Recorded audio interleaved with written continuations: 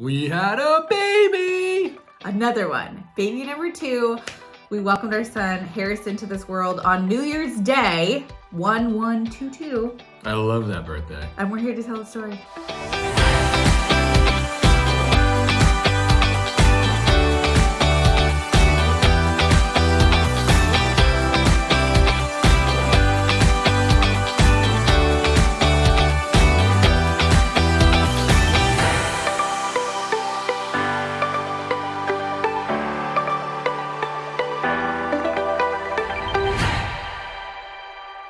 Are you ready? For the most Dramatic birth story ever.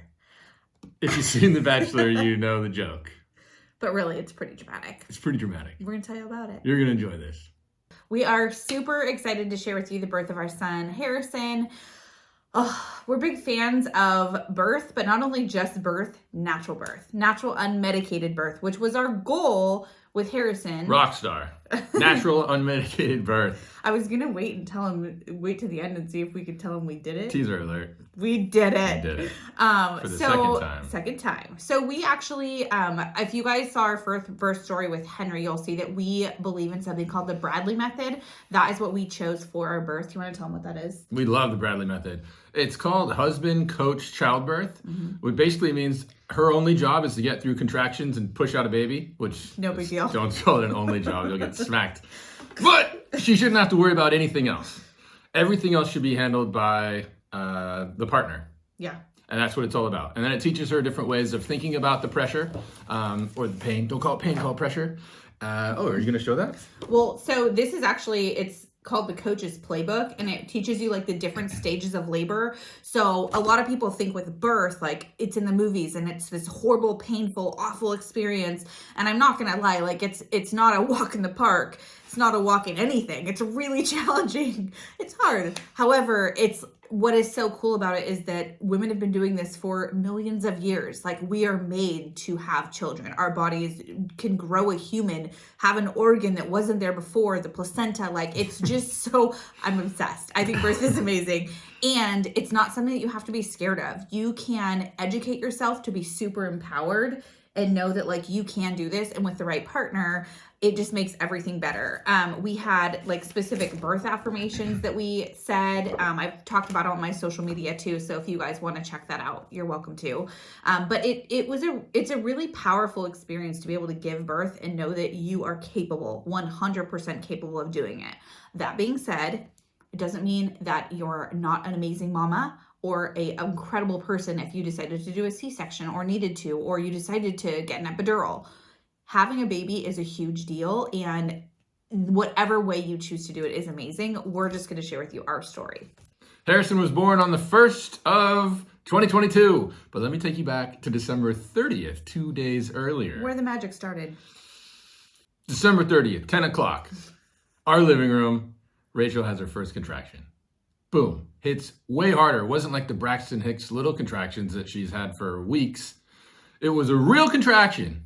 And we're ready for bed. I'm ready for bed. He's ready for bed. And she's like, oh, I'm having a real contraction. I'm like, this is bad timing.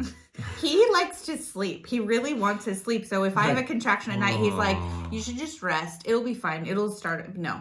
So when I have contractions. Let's hit pause on that and start it again tomorrow when we're fresh. Right. Which would be so cute if you could actually choose that. However, 10 o'clock, my contractions hit, and I don't have them where it's like, oh, you have one and, an hour later you have another. It was the same thing with Henry. When I get my first contraction, they just start, and they were, 5 minutes apart from the very beginning. Right.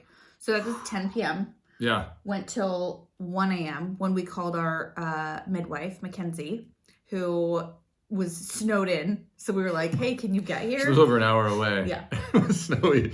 But she did get here. Yeah, she got here and she checked me, and I was 5 centimeters. 70% effaced. In our hospital, so we choose a natural birth hospital, which is Sutter Davis, and it's about 50 minutes without traffic from our house in El Dorado Hills.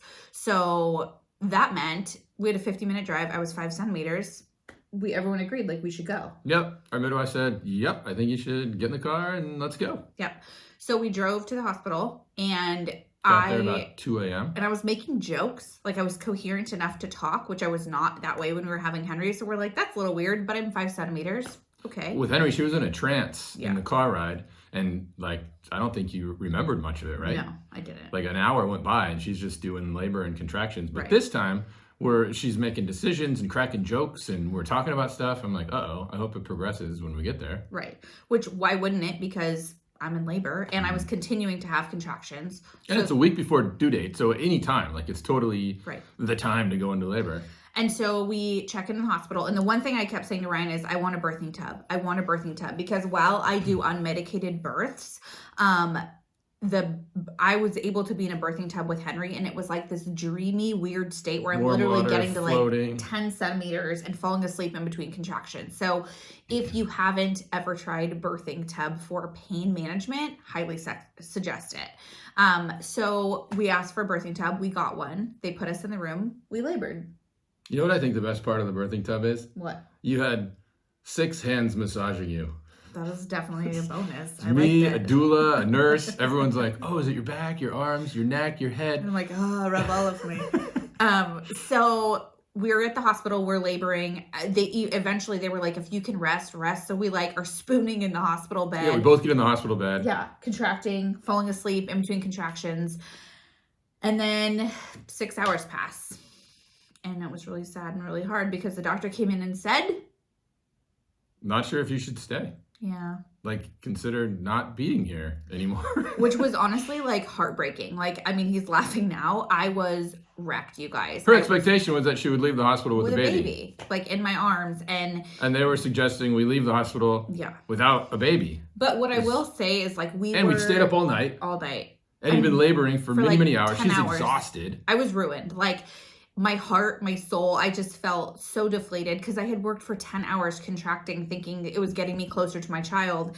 And they tell me we need to leave. But I will say we were really grateful that no one suggested to get induced because there's all kinds of complications that can happen with induction. And most hospitals would have pushed Absolutely. Pitocin, Yep. inducing, let's Yep. get your baby out. Don't you want to meet your baby tonight? All that which stuff. again, if you chose that route, Yeah, that's okay. nothing But that's wrong. not what we wanted. Right. We didn't want to be induced. Right. And so this hospital was super cool and let us not be induced. And they just So suggested they sent that us we either go home or not go home. right. But But you can't stay here. Right, you have to go home. But actually, they would have let us stay. But they're like, you don't need to be here anymore. Right. There's no reason for And you we to tried stay. to engage labor. We tried all the things. So we left the hospital. I was really upset, like couldn't even talk. I was crying. I was so emotional. And we thought, should we go home or should we get a hotel room? And we're still having contractions. And by we, I mean she. And it's New Year's Eve. So there's that. And Ryan was like, you'll sleep better in a It's hotel. the morning of New Year's Eve. Yeah. Yeah. So he went and got food for us because they said I needed to eat, which you know that I'm like not in a good spot when he's like, what do you want to eat? And I was like, I don't care. I always care. I always have an opinion on what to eat. So we got 3 different breakfasts. Right. Carl's Jr. breakfast sandwich. We decided instead of driving an hour home, Get a 50 hotel. minutes, to get a hotel room near the hospital. Yeah. Because 9 she's still minutes having away. contractions, even though they're not lasting very long and they're intermittent and infrequent. Yeah. We didn't want to have a surprise labor continuation at our Right. house and not be able to get to the hospital in time. Right. So I'm calling we're Marriott people, so I'm calling all the Marriott hotels in Davis and I find one that's got room and they could let us in Yeah. at like 9 in the morning. Yeah. Which was amazing. It's because you're platinum. So we check in the hotel with our 3 breakfast sandwiches. I eat the only minimum I'm told I have to eat. I'm so tired. I'm broken. And they gave us an antihistamine, which was supposed to help her sleep. like a baby safe sleeping pill. So So I they could said. sleep through the contractions. And we did. We passed out. We took a very long nap that day. Yep. Woke up like at 3:30 p.m. Just got pizza and champagne and a brownie. It was New Year's Eve. Right. Gotta celebrate. Don't diss the pregnant lady drinking 2 sips of champagne on New Year's Eve. I did. He got a bottle and I had like 2 sips and I'm like, I can't do anymore. Together we finished the bottle, but she had 2 Together. sips.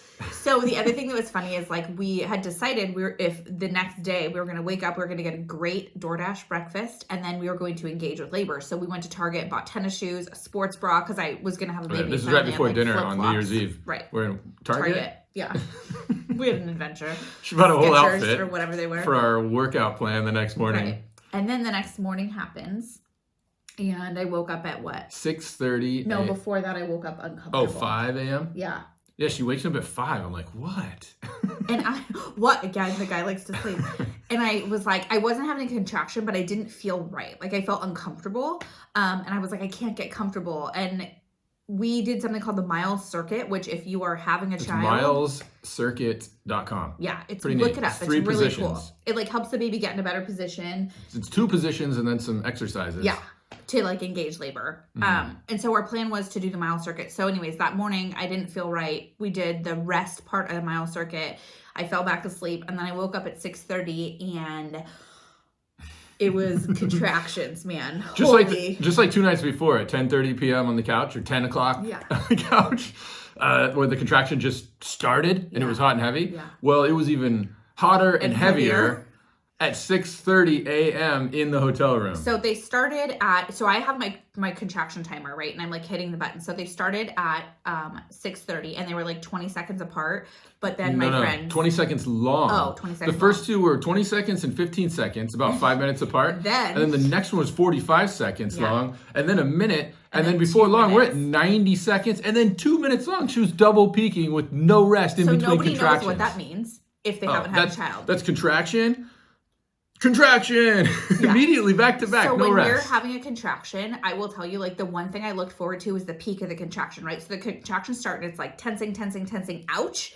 And then it hurts at the very top. But as soon as you get the pain, you know you're going to get a break because the contraction is going to pause.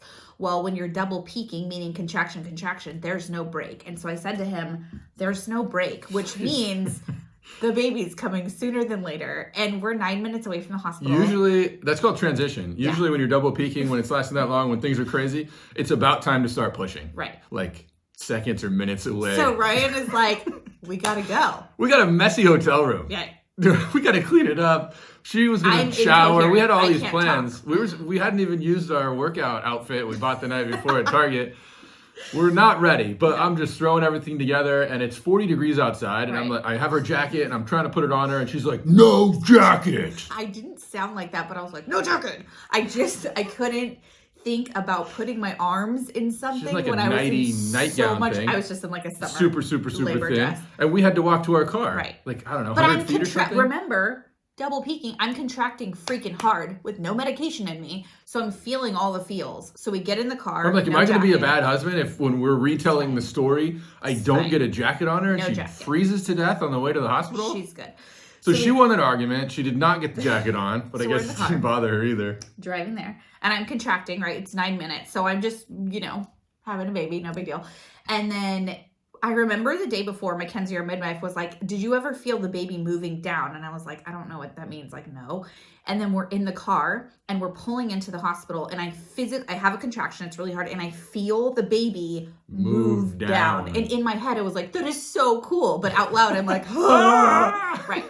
So we park and Ryan's like, we're going to do one more contraction before we walk in. You don't want to walk during a contraction if you can help it. It hurts. So we're like, all right, there's going to be one in a minute or so. Yeah. And then as soon as that's over, we will walk as quickly as we can into the hospital. So we have the contraction at the car. Ouch. Then we're walking into the hospital and there's like a little bench kind of like there's like a covered area going into Sutter Davis and there's a bench and I feel another contraction coming. So I tell them I'm like, another one's hitting. Another one. And so I sit on the bench and bring her to me so she's leaned over me so she can kind of relax. And Ryan's hold wearing her. new white Nikes that I requested he'd wear to the hospital because what the heck was I thinking? And so I'm leaning over him and all of a sudden, Guess what? boom, Water breaks all over the shoes. Just like in the movies. In the movies. Just good. So dramatic. And I start screaming, like lost my mind. Like I'm like, the baby's coming. Because what happened is when the water breaks, boom, the baby's head hit my pelvic floor. So I think he's literally coming out right then. And I'm screaming. And then you see a guy. Well, first of all, the screams, there's an overhead thing above us, and it's concrete. So her Echoing. screams are everywhere, It's filling the this movie. space. It's dramatic. Like, people are afraid. And I remember thinking in my head, like, Rachel, stop screaming. You're being so dramatic. But she what couldn't. happens here doesn't talk to here. So there's a guy getting in his car in the little roundabout area, and he had just gotten in, and I point to him largely, and I motion him to, like, get out. And so he does, and I said, help, wheelchair. Like, get help. And so he runs into the hospital, says something, and moments later, a whole team of people with a wheelchair come out to us. So they put me in the wheelchair. I'm like awkwardly sitting there because I'm like, his head is coming. The baby is coming. They wheel us in. The day before, they're like checking for COVID. They're doing like the intake paperwork. It's like, we got no time. They put us into the triage room. I'm like, I need a birth tub. They're like, okay. And it was funny because like on the way there, you had talked about, you were like, I'm going to deny the check. I was going to deny the cervical check because we had already been checked 3 times recently. We knew we were at least 5 centimeters and more than 70% effaced. And it's painful and it didn't feel necessary. We are heavy in labor, double peaking. We didn't need to be checked. But in the car, when he said that we're not going to do the check, I was like, I need it. I need the check because I was like all calm and like in my labor mode. And then I'm like, I need the check because I needed to know that what we were doing that day was working, that was getting me somewhere. She didn't want to go home from the hospital without a baby again. So we're in the hospital. She's like, I'm going to check you. She gets me onto the bed, which was so uncomfortable because I'm like hardcore contracting. She's like, I'm going to get you on. I'm going to check you. And she has her like blue glove on with her like lubed fingers. And all of a sudden I see that. And I was like, nope, we're not doing a check. And she's like, oh, okay.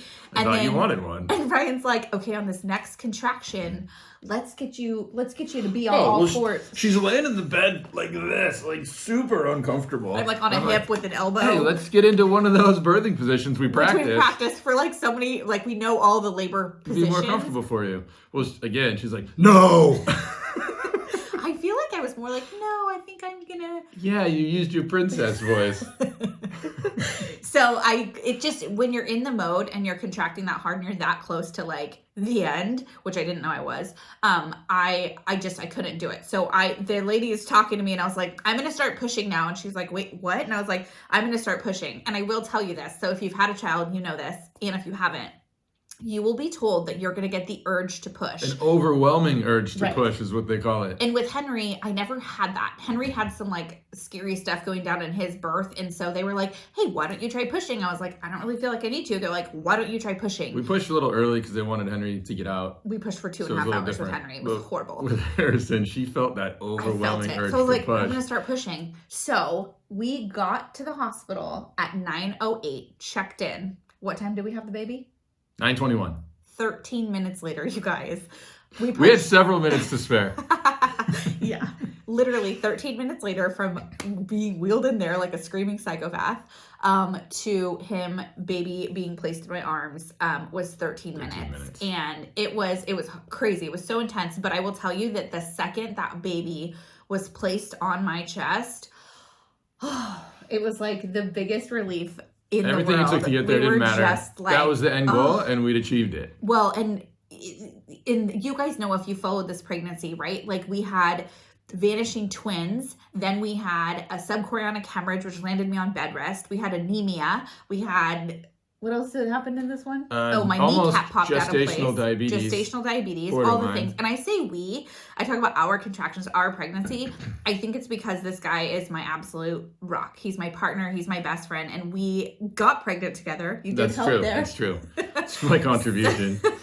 But having a supportive partner is everything in this process. And when that baby was placed on my chest, it was like, we did it. We freaking did it. It wasn't just me doing it. You are a powerful, amazing woman. You rocked it. We did it. So we have a baby. He's really cute. It was a really hard pregnancy. And I feel like when we had him placed on my chest, it was like everything just came full circle. And it was like, we did it. We did it. And I was so worried that like, he wouldn't make it or all the things, all the fears you have as a mom. It doesn't matter if you're a first-time mom or a second-time mom. Like, it's all a lot and it's a lot of emotion, and we did it. And he came out and he was perfect. He was 20 inches long, born at 9:21 in the morning. He was 6 pounds, 7 ounces of perfection. And he cried immediately. He's actually been crying a lot. Newborn life's a little hard. A little bit hard. But we wanted to just pop on here and share with you guys our birth story because we had people from all over the world praying for us and keeping us in their thoughts and their hearts. And it just means so much to us. And thank you. We wanted to bring it full circle. It worked. We have our sweet little boy, Harrison, and we are now officially a family of 4. Woo. So what we wanted to do is share with you guys some of the pictures from our birth, and also the very sweet moment when baby Henry got to meet his little brother Harrison for the first time, and just share some of our magic with you. So that is our deal. We did it. Second unmedicated birth in the books. Thanks for listening.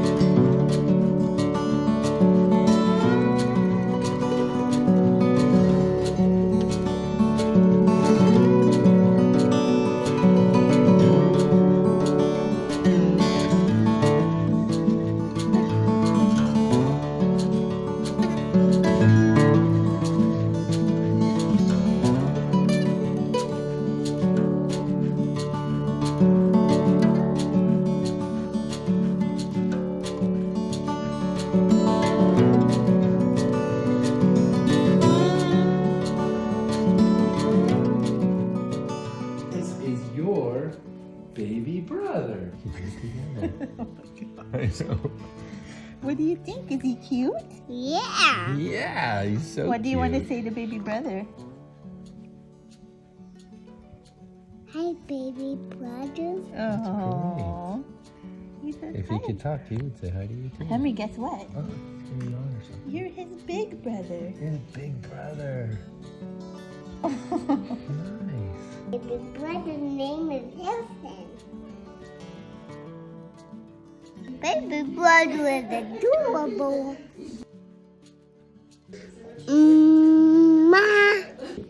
Baby brother is so cute. I want to poke him on the eye a little bit.